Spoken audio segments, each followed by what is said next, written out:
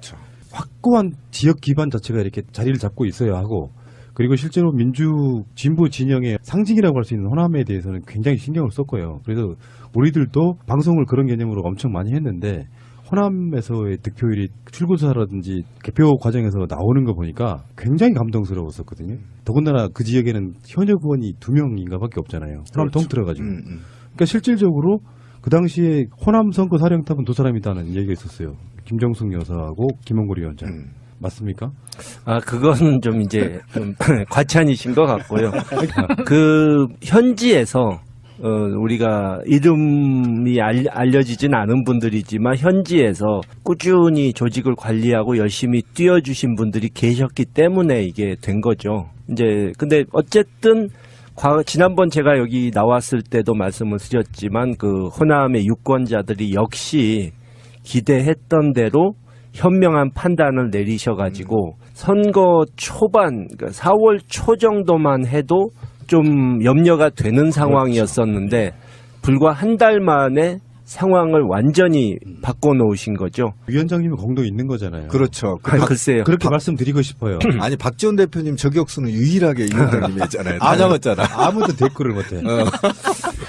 글쎄요. 네. 뭐 저는 딴 것보다도 그분이 그동안에 가장 본인이 자랑할 수 있었던 것이 저희 아버지를 도와서 맞아요. 그 햇볕 정책을 펼치는데 공헌을 했고 뭐 남북 정상회담 이런 걸 성사시키는데 공헌을 세운 그것을 평생의 자랑으로 할 수 있었던 분인데 스스로 자기 인생을 부정하는 말씀을 하시니까 제가 그거는 보고 있을 수가 없었던 거죠. 아, 통쾌했습니다. 광주 61.1, 전북 64.8, 전남 59.9인데요. 60%가 훨씬 넘잖아요. 평균으로 따지면. 이게 굉장한 의미를 갖는 게 바로 작년 총선 때는 국민의당이 의석을 싹 들여간 곳이잖아요.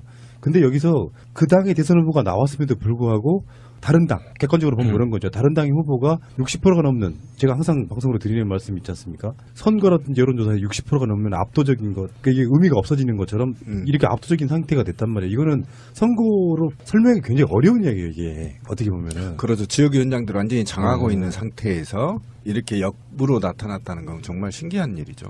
그렇죠. 그러니까 조직이 워낙 선거에서는 그 조직의 힘이 무서운 것인데 조직이 훨씬 불리한 상황에서 그렇죠. 우리가 그런 승리를 했다는 것은 유례를 찾기가 사실 힘든 맞습니다. 경우죠.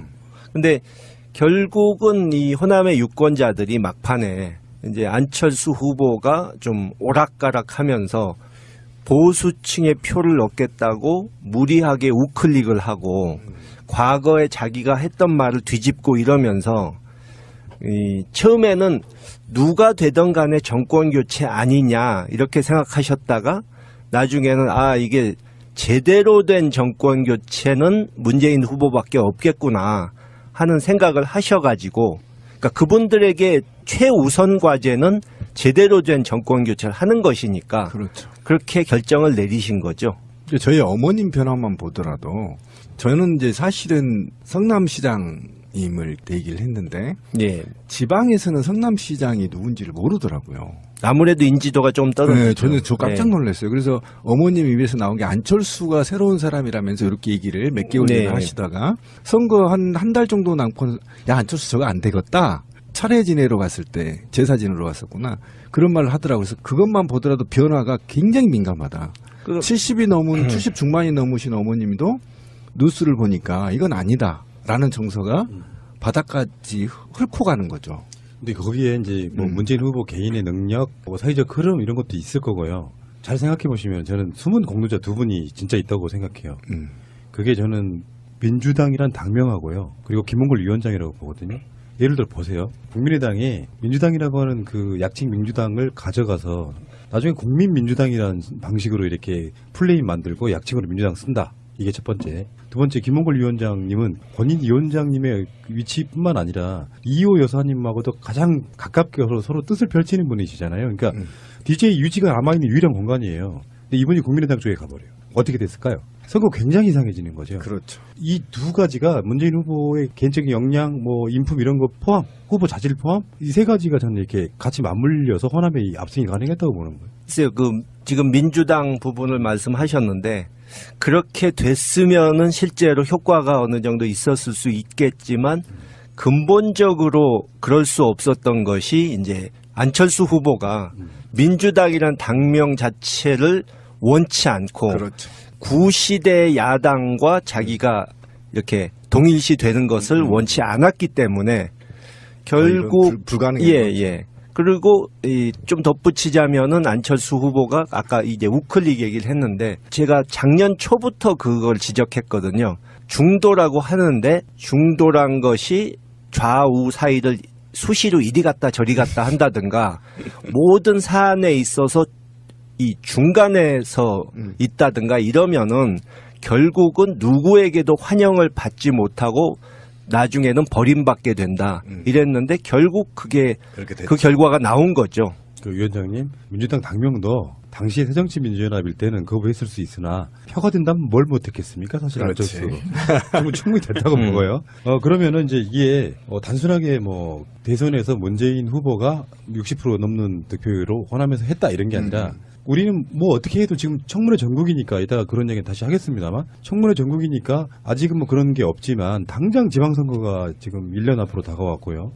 근데 정치인들은 그런 거에 엄청 민감하지 않습니까? 선거가 바로 앞에 있고 지금 국회의원들은 자기들 출마는 아니더라도 자기들이 사실상 공천하는 사람들이 다 걸려있는 어떤 그 밥이 걸려있는 그런 상태이잖아요. 그렇죠. 그래서 자연스럽게 어떤 인위적이지 않더라도 정계 개편이 되지 않을까요? 글쎄요, 저는 그러니까 인위적인 정계 개편은 저는 아니라고 생각하고요. 대통령도 그런 생각을 하고 계시다고 보고 현실적으로도 어려울 뿐더러 우리 쪽에서 무리하게 해서 합치면 저쪽 바른정당과 자유한국당도 위기감을 느껴서 합치고 이렇게 되면 또 양극단의 대립이 이루어질 수 있기 때문에 다단계가 파괴된다는 예, 거죠. 그게 과연 바람직한 것인가 하는 점도 한번 다시 생각해 봐야 되고 지금 일단 무엇보다도 국민의당 내부 사정이 너무 복잡해서 그렇죠.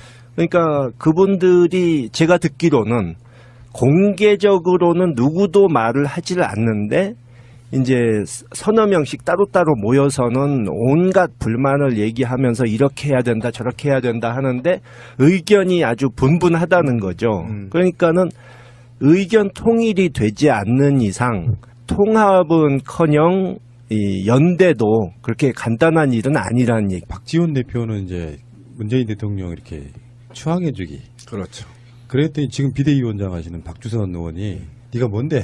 지금 그 분위기예요. 일단 그런 느낌도 좀 있고 아까 제가 드렸던 질문은 인위적인 거 말고 자연스럽게라도 뭔가 위기의식 느끼고 현재 문재인 대통령 지지율이 호남에서는 90이 넘어요. 그 상태에서 지방선거를 치르게 되면 거기는 완전히 망하는 상태가 되거든요. 자연스럽게라는 표현이 좀 이상하긴 하지만 뭔가 이렇게 돌파구는 선거를 앞두고는 있지 않겠습니까?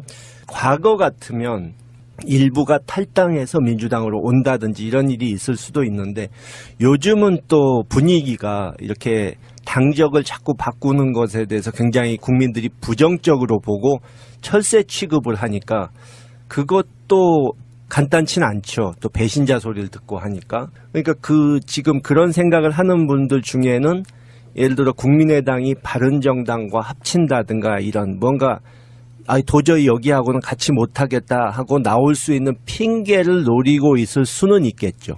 참 복잡하게 돼요. 우리 지금 보면 사당 체제가 좀 맞다고 봐요. 왜 그러냐면 사실은 비상식과 통합하자는 건 아니었거든요. 그렇기 때문에 소멸을 해야 될 정치들은 소멸을 좀 해주고 새로운 정치로 좀 바꿔야 되는데 제가 볼 때는 국민의당이 복잡한 이유가요.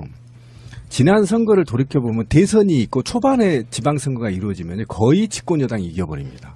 그게 패턴이 비슷하게 나타나는데 그 패턴은 뭐냐면 그러니까 기존에 지금 새로 당선된 대통령의 힘을 실어주기 위해서 지방선거를 몰아준단 말이에요.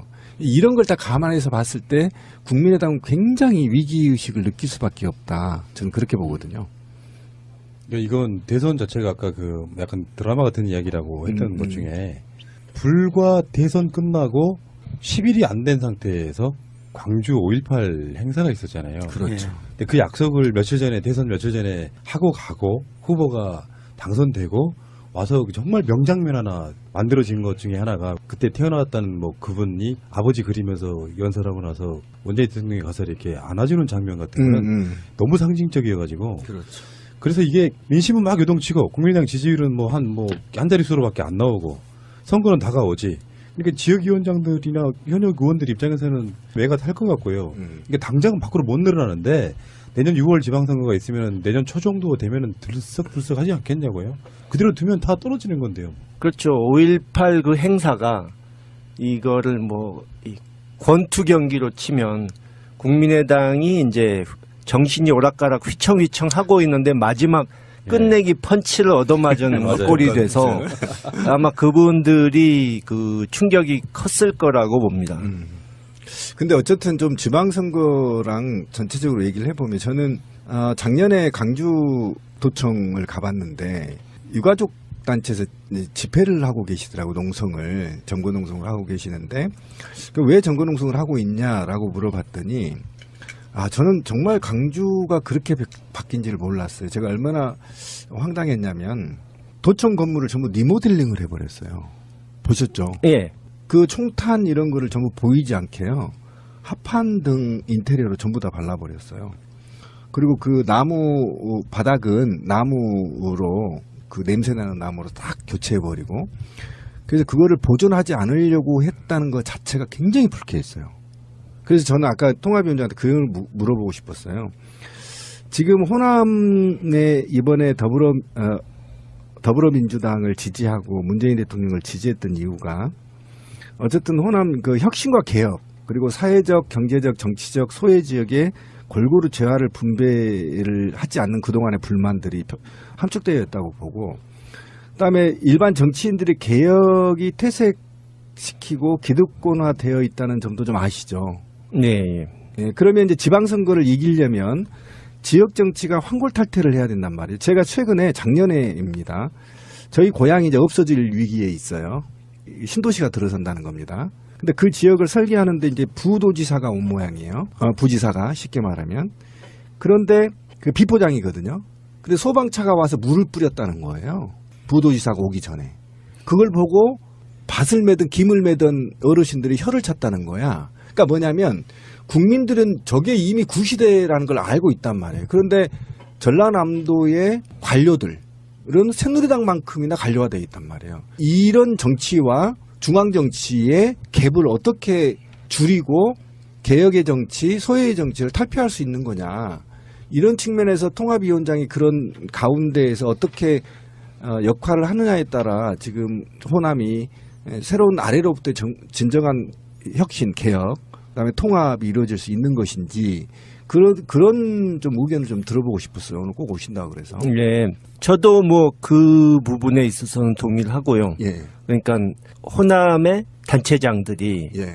영남과 소위 보수 성향 정당에서 나온 사람들과 그런 권위주의적인 면에 있어서 다를 바가 없는 사람들이 많다 예. 하는 그 부분에 있어서는 저도 동의를 하고 그래서 이제 내년 선거 때 아무래도 국민의당 쪽이 지역 유지들의 지지를 받는 사람들이 많고 예, 또 그렇죠. 지명도가 더 위인 사람들이 좀 많긴 한데 그것을 비슷한 식으로 대응할 것이 아니라 참신하고 개혁적인 후보를 내가지고 그런 식으로 차별화하는 방향으로 가야 되는 것이 아닌가. 한마디로 중앙에서 대통령이 보여준 것을 지역에서 또 비슷한 모습으로 구현할 수 있는 그런 사람 후보들이 많이 나와야 되는 것이 아닌가. 저도 그런 생각을 해봤습니다. 속이 다 시원합니다. 그러면 그런 준비를 당에서는 해야 될 거 아니에요. 굉장히 저한테 중요해서 말씀을 드리는 거예요. 예, 아직 이제 저희가 대선 마무리가 이제서 끝났기 때문에 한 달도 안 아직 좀 됐으니까. 시간이 없긴 했는데 또 정부도 잘 아시다시피 아직 장관들 임명도 다 못하고 그렇죠. 좀 어수선한 상황이긴 하죠, 아직. 근데 이제 곧 그런 준비에 들어가야 한다고 생각합니다. 꼭 그 역할을 해주실 거죠? 예, 예. 노력하겠습니다. 대선 때 그 판 한가운데에 계셨었는데 혹시 특별히 기억에 남는 에피소드 이런 것들 있으셨나요? 목포 같은 곳에서 유세했을 때 아버님의 고향이. 예. 저희 후보가 광주 끝내고 목포로 가시는데 저도 합류해서 같이 갔는데 사실 도착하기 전만 해도 좀 걱정이 됐어요. 그러니까 잘 아시다시피 거기가 박지원 대표의 그렇죠. 아성이고 제가 경험해 봤지만 지역 방송국, 언론, 뭐 단체들, 유지들 이런 것을 확실히 쥐고 있는 분이라 맞아요. 우리 쪽에 이제 유세에 사람들이 과연 많이 나올 것인가 그렇게 걱정을 했는데 가보니까 예상보다 훨씬 많은 사람들이 특히 젊은 층들이 자발적으로 나와서 군중 숫자나 열기가 엄청났거든요. 20, 30대가 많이 예, 나왔다고 예. 하더라고요. 그때 이제 호남에서 확실하게 우리가 압승할 수 있겠구나 하는 느낌이 들었죠. 위원장님 목포나 신안에 살아보신 적 없으시잖아요. 살아본 적은 없습니다. 항상 느끼는 게 그거야. 위원장님은 서울 출신. 서울에서 태어났습니다. 태어나셨죠. 예. 사시는 분들처럼 잘한다고는 할 수가 없죠. 그러니까 예. 그 저기 신비님이나 저나 여기 마차님이나 이런 사람들이 다 김홍걸 위원장님보다 호남 민심을 더 잘하는 사람들이야. 예, 그렇게 말씀하실 수 있겠죠. 예. 그랬어요. 저기 제가 저번에 인터뷰 나오셨을 때 웬만하면 출연자분들하고 사진 안 찍잖아요. 제가 그 사진을 딱 찍어가지고 어머니 그 우리 가족들이 있는 카톡으로 보내드렸거든요. 어머 이게 누구다냐? 김대중 대통령 저 삼남이잖아요. 그랬더니 아따 이 양반이 그 양반이에요. 야? 잘생겼다 이거지. 뭐 이번에 선거운동 다니면서 예. 어르신들께서 이렇게 따뜻하게 맞아주셔서 굉장히 고마웠고요. 그러니까요. 이번에 그 우리가 선거에서 그 지역에서 압승할 수 있었던 것은 단순히 여러 가지 물론 지금 현재 벌어진 상황과도 관련이 있지만 작년 총선 때 뭐 저도 그렇고 대통령도 그렇고 그 당시에 호남 상황이 어렵다는 것을 이미 알고 있었지만 그래도 끝까지 포기하지 않고 마지막까지 공을 들였던 것이 그때는 효과가 바로 나오지 않았지만 그것이 밑거름이 됐다고 생각합니다. 그러니까 작년 2016년 초 1월 달인가 입당하셨죠. 예. 사실은 문재인 전 대표의 어떻게 보면 일종의 히든카드 같은 거였는데 불과 한 2, 3개월 만에 총선 치러져가지고 사실은 완전 대피한 거잖아요. 난감할 수도 있어요. 위원장님 입장에서는. 그렇죠. 근데 여기 이제 다시 호남에서 이렇게 확 뒤집히니까 그 노력한 어떤 결과가 보는 것 같아서 어떤 인간 승리 같은 걸로 보는 거거든요. 그러니까 어쨌든 우리 새날에서 계속 얘기했던 게 총선에서 이렇게 줬던 거는 저는 경각심 차원이었다. 그런 측면에서 우리 방송에서 계속 그렇게 얘기했는데 결과적으로 이제 그게 맞은 거잖아요. 그러니까 저는 호남인들의 정치적 감각은 굉장히 뛰어나다고 생각하고 그리고 그 개혁의 의지들이 한 번도 이렇게 보수화되거나 짓눌러 본 적이 없었거든요. 그렇죠. 측면에서, 예. 그러니까 작년에 국민의당이 득세하니까 그것을 호남의 보수화로 왜곡해서 그렇죠. 얘기하는 사람들이 있었는데 그렇지 않다는 것이 이번에 증명이 된 거죠. 그렇죠. 그 이야기는 진짜 내가 목이 메이는데요. 그러니까요. 호남의 선택은 어쩌면 상수인 더불어민주당 잘하라고 하는 채찍이었다. 네. 그리고 아까 유 원장님 말씀하셨지만 문재인 대통령이 끊임없이 포기하지 않고 찾아갔어요.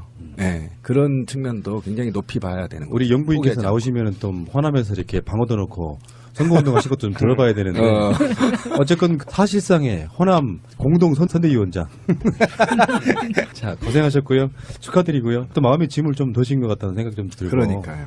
저희 어머니가 아까 제가 사진 이야기를 드린 이유가 뒷말이 좀 빠져가지고 말씀 소개를 해드리면 아따 저 양반이 김대중 대통령 아들이어야 그럼 나는 문재인 찍어야지 이런 식이었던 거예요. 논리가 그분들한테 그런 게 분명히 있다는 말씀을 드릴게요.